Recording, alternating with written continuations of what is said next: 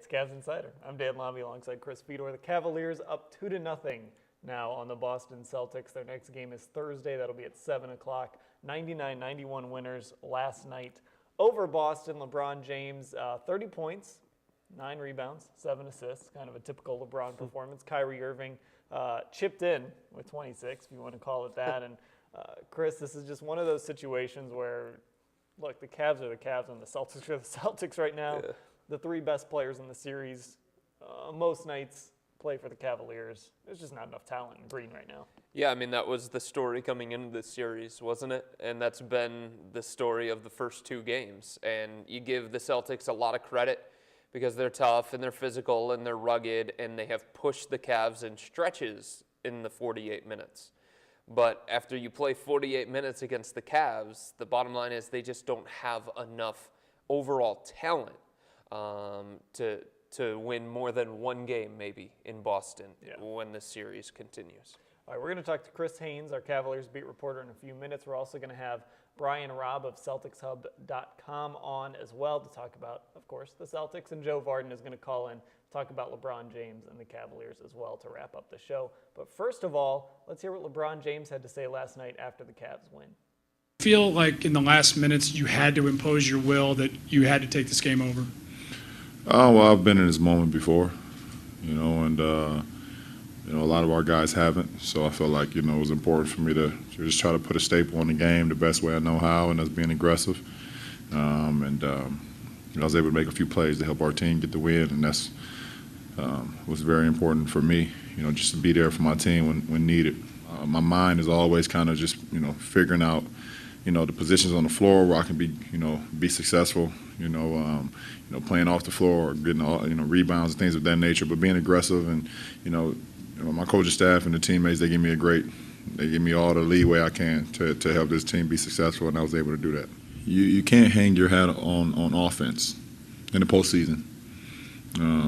The possessions become very tight, the game becomes very physical, and you have to have something to fall back on, and that's defense. And, the 18 turnover for 22 points and 19 points on second chance, we can't allow. But you're always going to give yourself a chance to win when you defend, and we did that. We held them to 38% from the floor. So that's huge. That's huge, and we have to continue that, especially in their building.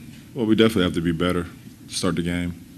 And, like I said, the mistakes that you can make at home, which you try to limit as much as possible, you cannot make on the road.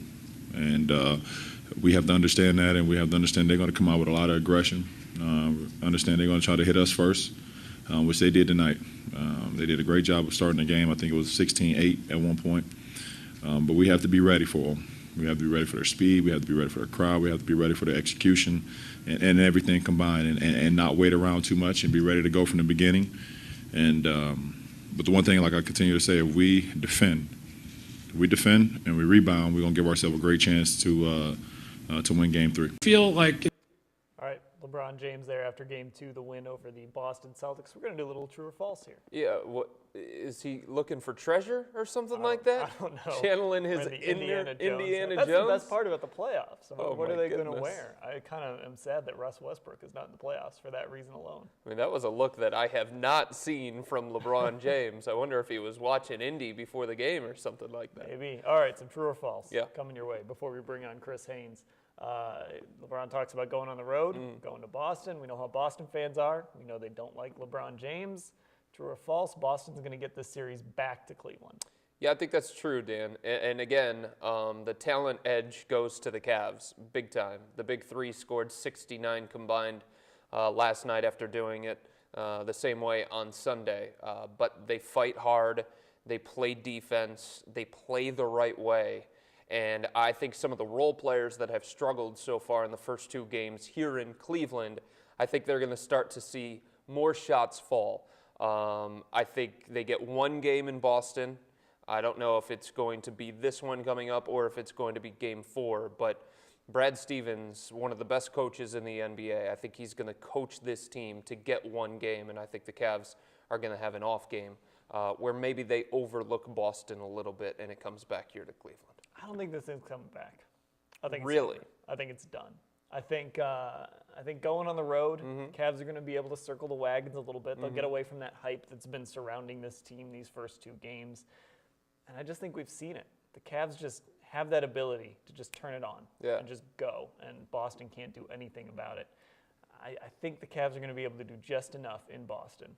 And that's the thing that Brad Stevens said last night after the game. He said, we felt like we were playing good in stretches, and then all of a sudden we looked up at the scoreboard and the Cavs just steamrolled us. And that's exactly what the Cavs have the potential to do, not just in this series against Boston, but the following one against Chicago, and then maybe against Atlanta, Washington, whoever comes out of that one, or however it's going to shake out. They can erase deficits so quickly because of LeBron, because of Kyrie, because of JR's outside shooting ability, because of Kevin Love. And Boston can't do that. Yeah. They have to do it the right way. They have to do it as a team. They have to do it as a collective unit. But I think some of the guys that have struggled in the first 2 games, Avery Bradley offensively, Evan Turner offensively, I just think they're going to be better at home. Okay, we talk about the 3 best players you'd think on the Cavaliers, but here's the true or false for you. Isaiah Thomas is the 3rd best player in this series. Man, I'll say true. Through the first 2 games, I don't know how you could say false to that. And I didn't think that coming in.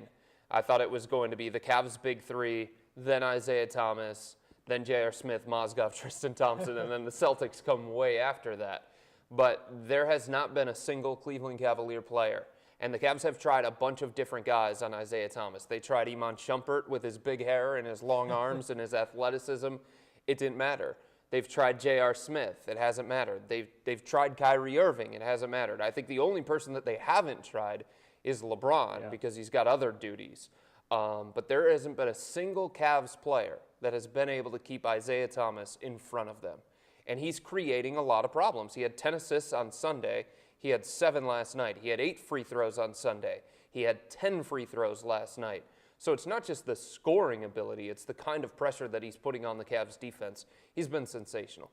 Okay, I'm going to ask you a question about Brad Stevens. We're going to ask our guy from CelticsHub.com this as well. So Brad Stevens, right? Obviously doing a great job. Yeah. It's very undermanned. Boston has some work to do to build this roster.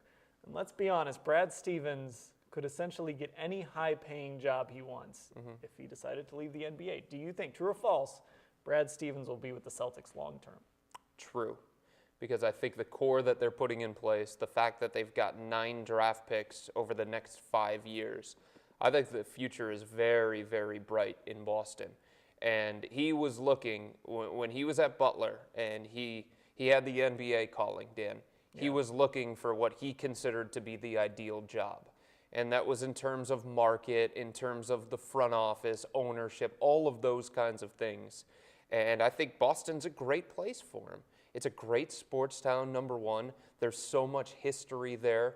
He does have a really good president/GM in Danny Ainge who understands what he's doing. There's a plan in place in Boston, and I think you're going to see that plan come to fruition in 2-3 years once they package some of those first-round picks that they have and pull off the same kind of blockbuster deal that the Cavs pulled off with Kevin Love. All right, we are going to continue here on Cavs Insider. Chris Haynes, our Cavaliers beat reporter, will be joining us shortly. We'll also be joined by Brian Robb of CelticsHub.com. Joe Vardon is also going to join us, and as promised, joining us via phone right now is our Cavaliers beat reporter, Chris Haynes. Chris, how are you? I'm doing fine, guys. Thanks for having me on. All right, Chris, I asked Chris Fedor this. I'm going to ask you this as well. Do the Celtics get this thing back to Cleveland?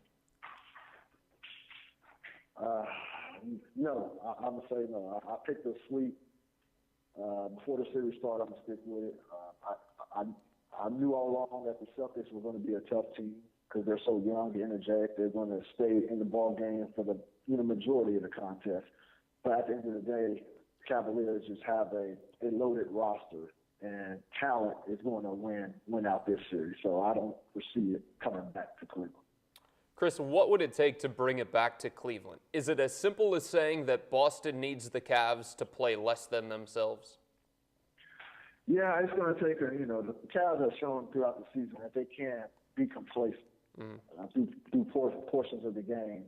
And if they choose the wrong portion of the game to do that in Boston, that's when I think the Celtics, especially with their loaded bench, I think that's when they can take advantage and possibly get a game. But like I said, man, the Celtics, they don't know how to handle themselves right now when the game is, down, when the game is late, when you need a stop or if you need a quick bucket. They just don't have that real go-to guy. They have some nice weapons. Isaiah Thomas is a nice player, one of the best reserves we have in this league. But still, when the defense is keyed on him, fortunately, he's just too small to really get a clean shot whenever he wants it. Kyrie can do that. LeBron can do that. They don't have a guy that can hit that shot. So, I'm still, like I said, I'm leaning towards Cleveland to get it enforced still. Chris, when you look at going on the road, obviously playing in Boston is very difficult. Could that end up being beneficial, though, to the Cavaliers to kind of get away from Cleveland for a little bit and all the hype surrounding this team being back in the playoffs? Yeah, and it'll be revealing, too, because they've been able to handle, the adversity here at home. When the Celtics have made their runs and kept the game close, they've been able to fight back. And I'm going to tell you, quite frankly, man, the Cavs were the beneficiary of some questionable calls last night, man. When Avery Bradley was beating up Kyrie Irving, it was two plays that I remember in particular. One was in the first half, one was in the second half, where he got all up in Kyrie and was playing some pretty good aggressive D. Yep. And the ref called a foul both times. And one was a bailout fadeaway three-pointer that they gave him a foul on. So they're going to get the benefit of the doubt in Boston. And we're going to have to see if the Cavaliers can overcome those questionable calls and still pull away with the win. So, yes, this will be good for them to see if they're the real deal. All right, Chris, when it comes to the Cavs, really quick, they've played 2 games here against the Celtics.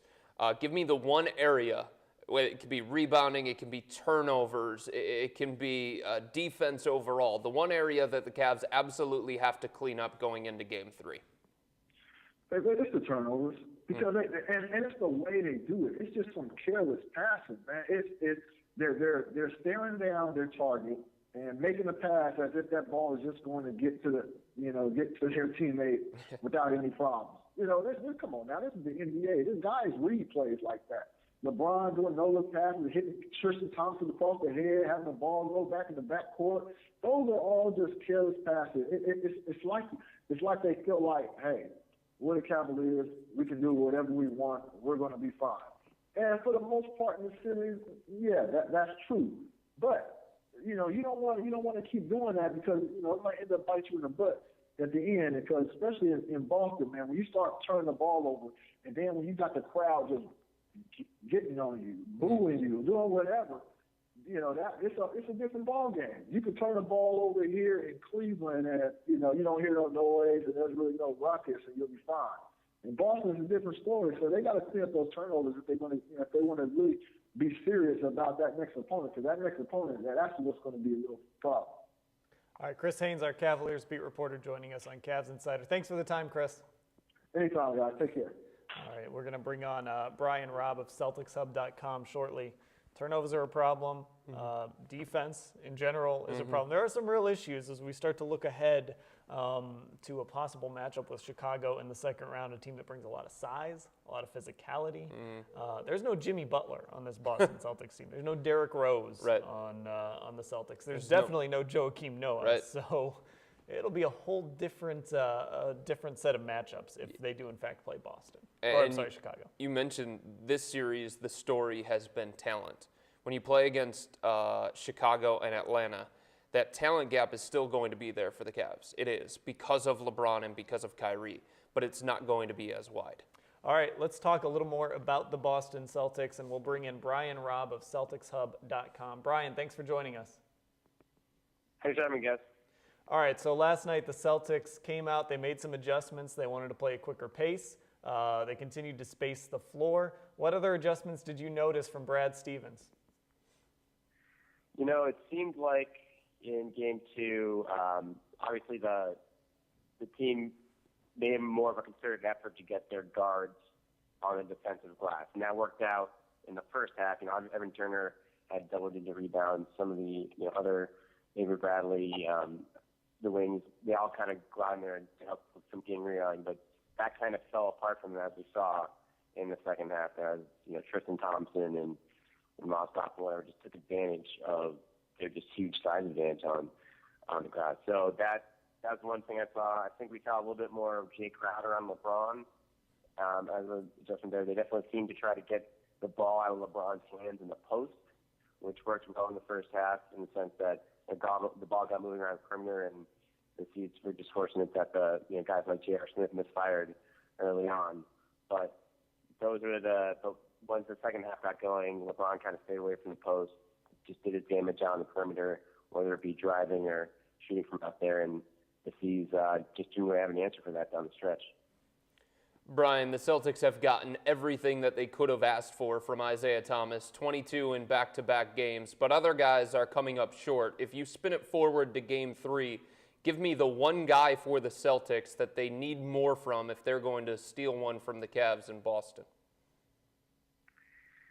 I think Brandon Bass has given them absolutely nothing in this series in both games. He obviously, he's getting killed on the glass. Yep. His offense hasn't been there. He's usually can even defend LeBron a little bit, but he hasn't even been on the floor much to do that. So it'll be interesting to see. He might not even get the start in Game 3. I'd say he might be a candidate to be pulled out of the starting line, depending on what Brad Stevens tries to do moving forward. But he's someone that needs to step up if this team wants to have a chance. If not, Stevens needs to turn to Jonas Jerebko, who really didn't see the floor much in Game 2 at all, but back on the home court, with a more comfortable environment. I expect one of those two guys, they need to step up, especially on the offensive end, for Seeds to have a chance to steal one or two back in Boston here. Brian, you look at Brad Stevens and a lot of talk about what he's done with this team, his star obviously rising at the NBA level. Is there a feeling in Boston that he's in this for the long haul, he's going to be with this organization for a while, assuming the roster continues to get built? Or is there any concern in the back of people's minds that maybe he would be interested in a big-time college job if, let's say Indiana came open or something like that? I think that was definitely more of a worry in the first half of this year and last year when the Seeds were really struggling with Rondo and Jeff Green on the roster. They just, the team wasn't showing any kind of success there. The number of trades that Danny Ainge was doing, just a constant roster turnover, really gave Stevens kind of an impossible situation to work with. But that kind of, Stevens has kind of addressed the question head on in a couple interviews, saying, I have no plans to look elsewhere. I signed a deal here. I'm going to be here. And the success in the second half of the season has kind of backed that up in the sense that Stevens can see the progress here and see what this team is working towards, and that is a little bit more promising now, whereas if it was year 2 and this is another 25-win team, then you may start to have wondered, if a place like Indiana came calling and Stevens wasn't enjoying having to deal with the pros, would he take a look there? But that's not really a big worry right now. Brian, you've seen this team up close and personal all season long. The first 2 games, both have gone to the Cavs. Cavs have a 2-0 series lead. Can Boston play better than what they've played in the first 2 games? Do they have another gear that they can get to? Oh, absolutely. I think, they've played well in spurts in each of these first 2 games, obviously primarily in the first half, or the very start of these games when they've jumped out to early leads in both equations. But, Game 2, they shot 38%. And, this isn't a great offense, but it's certainly better than a 38% offense. So generally teams, as always in the regular season, in the postseason, they're going to play better at home. They're going to shoot better at home, especially role players. And the Celtics literally have an entire roster of role players at this point. So they need to the defensive work was better last night. I'm not sure still if they're going to have a good answer for the Cavs on the glass just because they don't have the size to match up with a lot of these guys. But offensively, they can definitely do a lot better. Isaiah Thomas has wreaked havoc against the Cavs on the offensive end of the series. I expect that to continue, and the Seeds really just need to hit some more of their outside shots and take advantage of the free ball and take advantage of a pretty average Cavs defense overall. Brian Robb, he's from CelticsHub.com. That's where you can find him. Brian, thanks for the time. Thanks for having me, guys. All right, Cavs Celtics playing Thursday night, 7 o'clock. It is Game 3. Game 4 is on Sunday. That's at 1 o'clock. We aren't even going to talk about Game 5. We'll see. We'll talk about Game 5 when it gets there. Kind of looking ahead, though. Yeah. Let's say the Cavs finish this thing off and they face the Chicago Bulls. How do you feel about that series right now? Now that we've seen the Cavs play 2 playoff games, how would you feel about that potential matchup? Not as great as I did before the Cavs played their first 2 games against the Celtics. And I think there is a little truth to the fact that maybe the Cavs see a specific level that they have to get to in order to beat Boston, and they haven't gone above that. There's a little natural complacency when you get up by 14, when you get up by 18, to let a team in, to take your foot off the gas pedal a little bit. So I think there's a little bit of that we're seeing. But I think Boston's also providing a bit of a blueprint on how to slow down the Cavs. Double team LeBron James in the post at times. Force other guys besides Kyrie or LeBron at times to make the key shots in big moments. And then exploit the Cavs inside defensively. That's what the Celtics have been doing. They've been using Isaiah Thomas to get in the paint and create havoc. And that means sometimes he gets his own shot, or sometimes he gets shots for other guys. That's been an issue for the Cavs all season long, even after they traded for Timofey Mozgov, J.R. Smith, and Iman Shumpert. Defensively, the Cavs have holes that teams are trying to exploit. All right. Batting cleanup for us, it's Joe Vardon. He's our LeBron James reporter, part of our Cavaliers team. Joe joining us via phone. Joe, last night we kind of finally got to see the LeBron James, I'm just going to take this thing over in the fourth quarter, LeBron. Yeah, they did. And it was, a little bit of time coming. It took LeBron about 6 quarters to either learn, or I'd more like to say remember, how you beat the kind of double team that Brad Stevens drawn up for him. LeBron knows this. I mean, he has to be moving towards the hoop, towards the rim before the double team comes. So that means not only as soon as he catches the ball, he needs to go, but also he needs to start heading that way before he gets the ball. They want him in the post. He's strong in the post because he's going to be bigger than a lot of the wing defenders on him.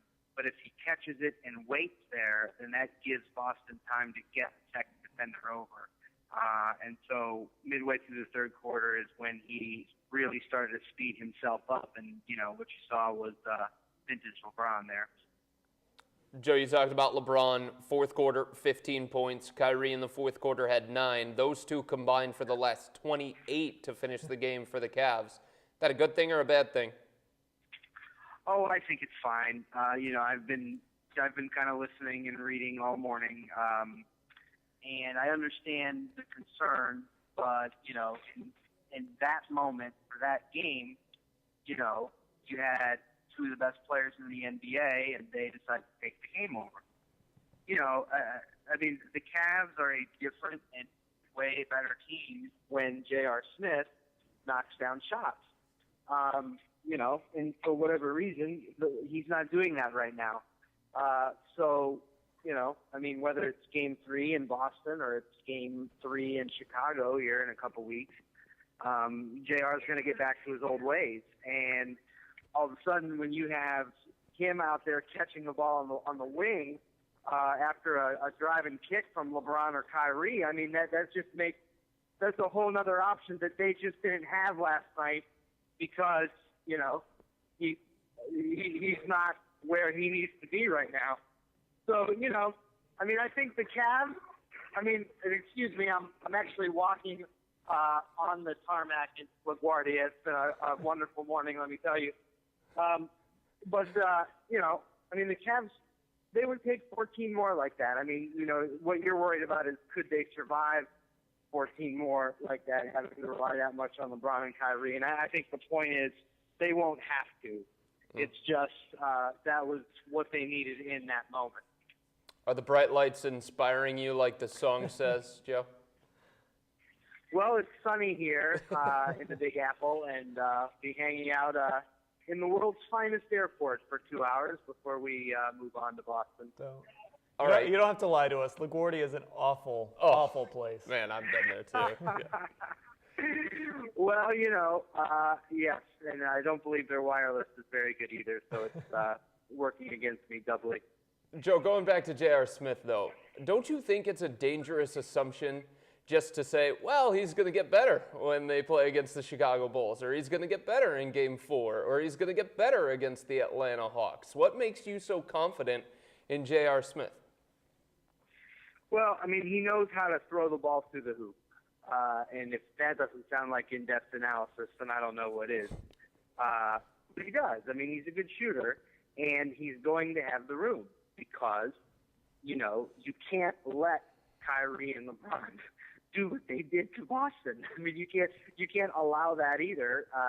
You have to eventually get in their way in the lane, and when you do that, that leaves JR and Kyrie alone, JR and Kevin alone on the perimeter. And all season we've seen those shots go in.